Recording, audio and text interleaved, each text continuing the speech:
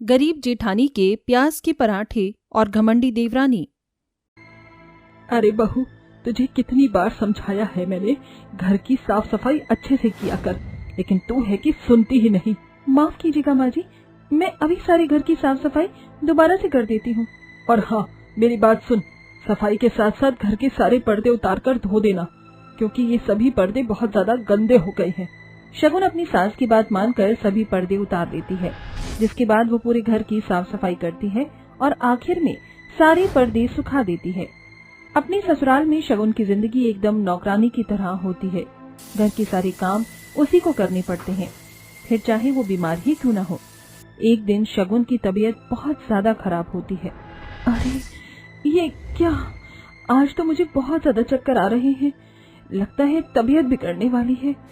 ऐसी हालत में काम करूंगी तो कहीं और ज्यादा बीमार न हो जाऊं। थोड़ी देर आराम कर लेती हूँ।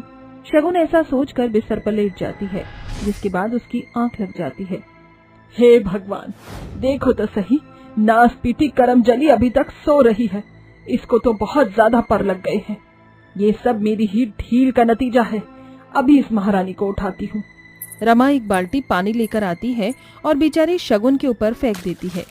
हड़बड़ाती हुई शगुन नींद से जागती है और अपनी सास को अपने सामने खड़ा देखकर उनसे कहती है, क्या हुआ माँ जी, आपने मेरे ऊपर इतना ठंडा ठंडा पानी क्यों फेंक दिया? क्या तुझे जरा भी टाइम नहीं दिखाई दे रहा है?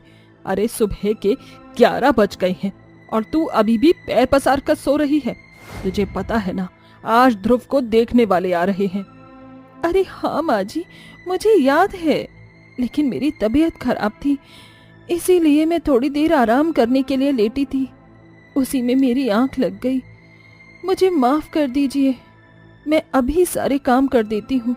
शगुन नींद से जागने के बाद बिना कुछ खाए पिए ही घर के सारे कामों में लग जाती है, जिसके बाद वो मेहमानों के आने से पहले सभी के लिए खाना भी बना लेती है। कुछ ही देर में घर पर मेहमान आ जाते हैं, जिनसे रमा अपने बेटे ध्रुव की शादी की बात करती है। देखिए, मुझे बस यही चाहिए कि मेरी बेटी इस घर में खुश रहे।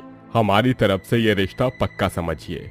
अरे जब आप लोग तैयार हो तो मैं क्यों पीछे हटूंगी, मेरी तरफ से रिश्ता पक्का है।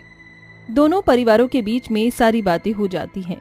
कुछ ही दिनों में शादी की रस्में भी शुरू हो जाती हैं। रमा ने ये रिश्ता सिर्फ और सिर्फ इसीलिए किया था क्योंकि उसकी होने वाली बहू का ससुराल बहुत ज्यादा अमीर था, जिसके चलते उसे खूब दहेज मिलने वाला था, जिसके चलते वो अपनी गोरी अमीर छोटी बहू से बहुत खुश होती है। अरे बहू, तुझे परेशान होने की कोई जरूरत नहीं है, इसे अपना ही घर समझो, और किसी भी चीज की परेशानी या तकलीफ हो तो हमसे कह देना, या फिर अपनी जेठानी से। लेकिन यहाँ आपके अलावा और यहाँ की नौकरानी के अलावा तो कोई और भी नहीं है। मेरी जेठानी कहाँ है? अरे यही तो है तुम्हारी जेठानी। इतनी काली कलूटी बदसूरत, ऊपर से इसकी साड़ी देखो, जगह जगह से फटी हुई है। ये मेरी जेठानी कैसे हो सकती है? दिशा तुरंत ही बेचारी शगुन का अपमान कर देती है, जिसके बाद शगुन रोते हुए अपने कमरे में चली जाती है, जहाँ पर उसका पति पहले से ही बैठा हुआ होता है। क्या हुआ, तुम रो क्यों रही हो? सब कुछ ठीक तो है ना? शगुन अपने पति को सब कुछ बता देती है, जिसे सुनने के बाद मुकेश उसे समझाता है, किसी के कहने से कोई फर्क नहीं पड़ता, तुम बहुत अच्छी हो, और फिर एक दिन मेरी अच्छी जगह नौकरी लग जाएगी तो सब कुछ ठीक हो जाएगा। मुकेश ऐसा कहकर अपनी पत्नी को गले से लगा लेता है। देखते ही देखते कुछ दिन बीत जाते हैं। अब शगुन की सास केवल उसकी देवरानी को ही प्यार करती, क्योंकि वो बहुत ज्यादा अमीर थी, और वो दोनों मिलकर शगुन को घर की नौकरानी बना देते। इसी के चलते एक दुर्घटना के दौरान मुकेश की भी मृत्यु हो जाती है, जिसका सारा दोष रमा बेचारी शगुन के ऊपर ही डाल देती है। ये काली कलूटी मनहूस कहीं की, सब कुछ इसी की वजह से हुआ है। इसका काला परछावा मेरे बेटे के ऊपर पड़ गया, इसे घर से निकाल दो। आज इसकी वजह से मेरा बेटा मुझसे छिन गया। सही कहा माँ जी, निकाल दो इसे। वैसे भी इस काली कलूटी की इस घर में कोई जगह नहीं है। नहीं नहीं, ऐसा मत करो, मुझे यहाँ से मत निकालो, मैं तुम्हारे आगे हाथ जोड़ती हूँ। दोनों सास बहू शगुन की एक नहीं सुनती और उसे घर से धक्के मारकर बाहर निकाल देती हैं। बेचारी विधवा शगुन अपने दोनों बच्चों के साथ वहां से चली जाती है और दर दर की ठोकर खाने लगती है। चलते चलते वो एक रेलवे स्टेशन पर पहुंच जाती है, जहाँ पर उसे एक टूटी फूटी झोंपड़ी नजर आती है। वो उस झोंपड़ी में रहकर लोगों से भीख मांगती है और अपने दोनों बच्चों का पेट पालने की कोशिश करती है। एक दिन वो एक बूढ़े आदमी से भीख मांगती है। बाबा, कुछ पैसे दे दो बाबा, मेरे दोनों बच्चे भूखे प्यासे हैं। भीख मांग कर कब तक गुजारा करोगे? मेरी मानो, अपना खुद का कुछ काम खोलो, वरना जिंदगी में कभी कुछ नहीं कर पाओगी। शगुन ये सुनकर रोने लगती है, जिसके बाद वो उस बूढ़े आदमी को अपनी मजबूरी की सारी दास्तां बताती है। वो बूढ़ा आदमी उसकी परेशानी सुनकर उसकी मदद करने के लिए उसे कुछ पैसे देता है और उससे कहता है, देखो, मेरा प्याज का खेत है, मैं प्याज की खेती करता हूँ।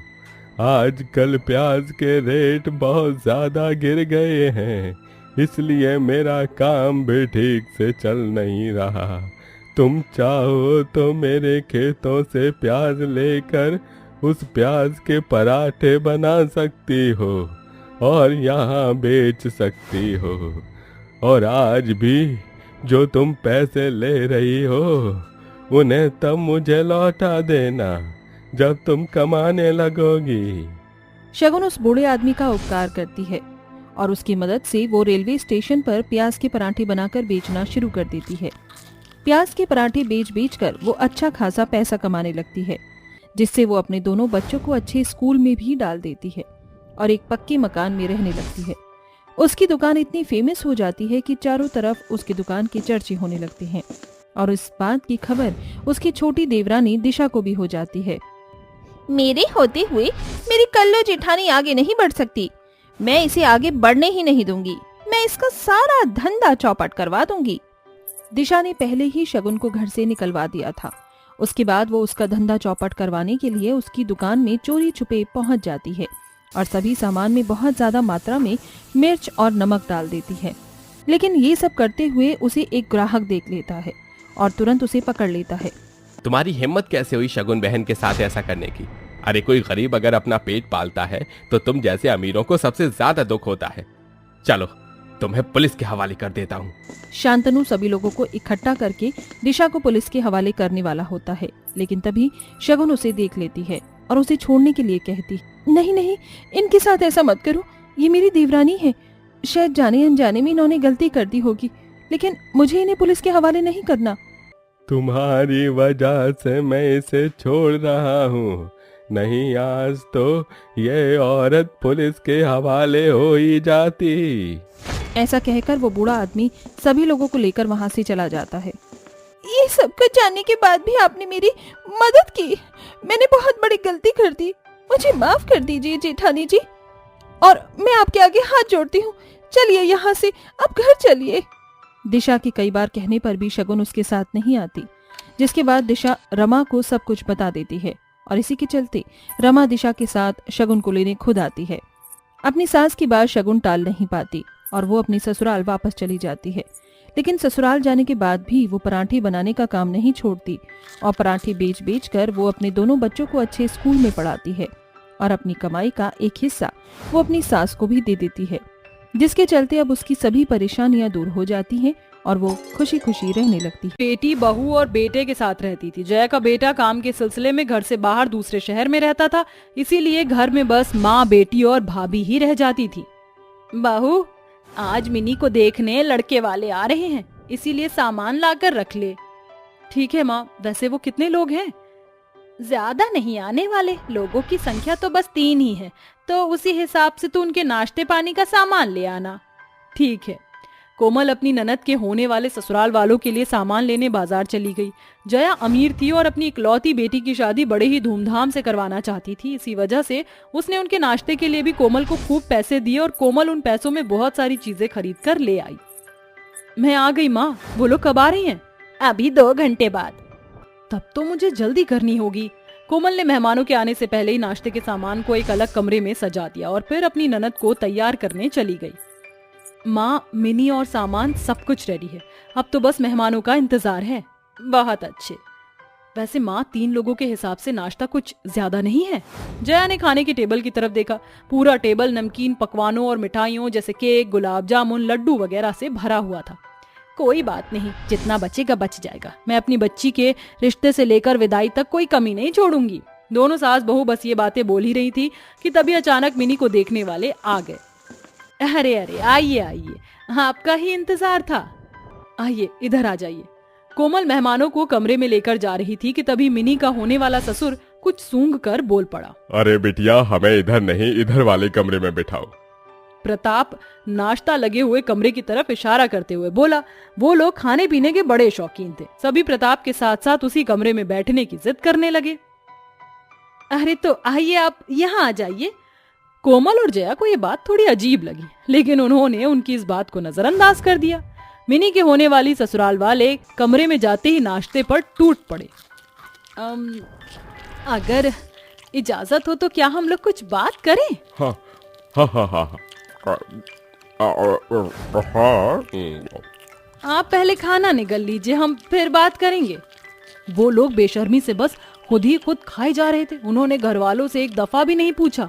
और जब सारा नाश्ता खत्म हो गया तब शिल्पा बोली, लड़की कहाँ है? लड़की को तो बुलाइए। जी लेकर आती हूँ। कोमल मिनी को ले आई। मिनी हल्के हल्के से श्रृंगार में बहुत ही सुंदर लग रही थी। उसे देखते ही लड़के वालों की आंखें चार हो गईं और पहली नजर में उन्हें मिनी पसंद आ गई। जया ने उनसे भी लड़के के बारे में पूछा। घर बार अच्छा था और सभी की रजामंदी से रिश्ता पक्का हो गया। देखते ही देखते दिन बीत गए और आज मिनी की शादी का दिन था। शादी में सभी कुछ अच्छे से हो गया और शादी के बाद मिनी अपने ससुराल वालों के साथ पगफेरे की रस्म के लिए घर लौट कर आई। बहू, आज मिनी के ससुराल वाले आ रहे हैं तो तू अच्छे से खाना बनाना। माँ, खाना तो मैं अच्छे से बना दूंगी, लेकिन मुझे खाने में बनाना क्या है?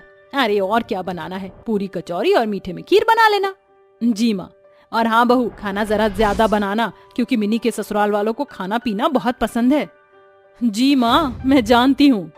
कोमल ने पूरे दिल से मिनी के ससुराल वालों के लिए खाना बनाया। उसने बहुत ही स्वादिष्ट पनीर की सब्जी के साथ पूरियां बनाई और साथ में गाढ़ी गाढ़ी रबड़ीदार खीर बनाकर तैयार कर दी। उम्मीद है कि खाना अच्छा बना होगा। अब जब तक मिनी आती है तब तक मैं सफाई कर लेती हूँ। कोमल सफाई के काम में लग गई। कुछ देर बाद मिनी अपने ससुराल वालों को लेकर अपने मायके पहुंच आई। नमस्ते माँ। नमस्ते, आइए आइए। सभी ने अच्छे से उनकी खातिरदारी की और आखिर में दोपहर हो गई। आइए सभी खाना खा लीजिए। अरे वाह, मुझे तो बड़ी जोरों से भूख लगी है। मेरी भाभी बहुत अच्छा खाना बनाती हैं, खाकर देखिए, उम्मीद है आप सभी को पसंद आएगा। सभी ने कोमल के हाथ का खाना चखा। वो खाना सभी को बहुत ज्यादा पसंद आया। भाई वाह, इसे कहते हैं स्वादिष्ट खाना। मजा आ गया। बेटा, तुम तो बड़ा अच्छा खाना बनाती हो। किसी दिन मैं तुम्हारे हाथ से गाजर का हलवा बनवाऊंगा। जी। सभी से अपनी इतनी तारीफ सुनकर कोमल बहुत खुश हो गई, लेकिन कौन जानता था कि उसके लिए ये मीठे शब्द आगे चलकर मुसीबत बनने वाले थे। उस दिन के बाद से रोज ही कभी मिनी का ससुर तो कभी पूरा परिवार कोमल के हाथ का खाना खाने उनके घर पहुंच जाता था। अरे कहाँ हो कोमल बिटिया? जी। अरे बेटा, आज तो मुझे अपने हाथों से बना सूजी का हलवा खिलाओ। बड़ा अच्छा बनाती हो तुम। कोमल बेचारी थकी हारी हलवा बनाने चली गई। ये सब कुछ रोज रोज देखकर जया की नजरें झुकने लगी थी। अभी बस कोमल हलवा बना ही रही थी कि तभी पीछे से मिनी, उसकी सास और पति भी आ गए। अरे आप यहाँ हो, हम कब से आपको ढूंढ रहे हैं। अरे कोमल बेटा, क्या बना रही हो? आंटी जी कुछ नहीं, बस अंकल हलवा बनवा रहे थे। अच्छा हलवा, चलो अब बना ही रही हो तो हम भी चख ही लेंगे। पूरा परिवार बहाने से वहीं रुक गया और बेचारी कोमल से हलवा बनाकर सभी ने खाया। कोमल अब इस सब से बहुत तंग आ चुकी थी, लेकिन वो अपनी ननद की खातिर चुप थी। इस सब की वजह से मिनी और जया बहुत ज्यादा शर्मिंदा थी।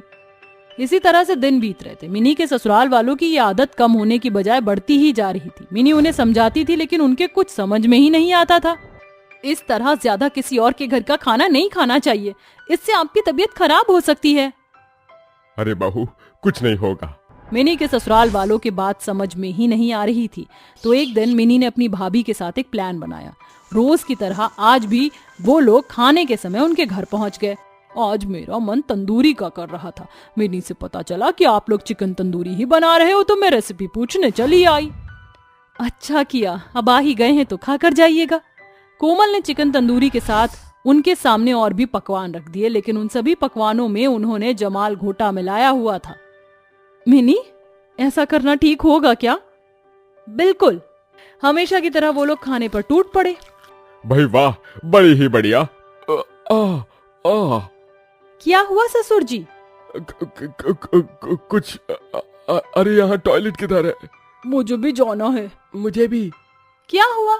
और खाइए ना। बहू, अभी खाने का नहीं, निकालने का समय है। एक के बाद एक घर वाले की टॉयलेट पर लाइन लग गई। आज के दिन वो लोग वहां पर खाना खाकर बहुत पछता रहे थे। जब थोड़ी देर बाद मामला शांत हो गया तब मिनी बोली, बोला था ना आपको कि ज्यादा बाहर का खाना खाने से पेट खराब हो जाता है। अब हो गई ना सभी की तबीयत खराब। चलिए अब घर चलिए। बेटा, आज के खाने ने तो हमें नानी याद दिला दी। अरे चलता हूँ। मिनी के ससुराल वाले पेट पकड़े जाने लगे। मिनी अपनी भाभी की तरफ देखकर मुस्कुराई। कोमल भी मुस्कुरा रही थी। उस दिन के बाद से कभी भी मिनी के ससुराल वाले उसके मायके वालों को परेशान करने नहीं आए और सभी खुशी खुशी रहने लगे।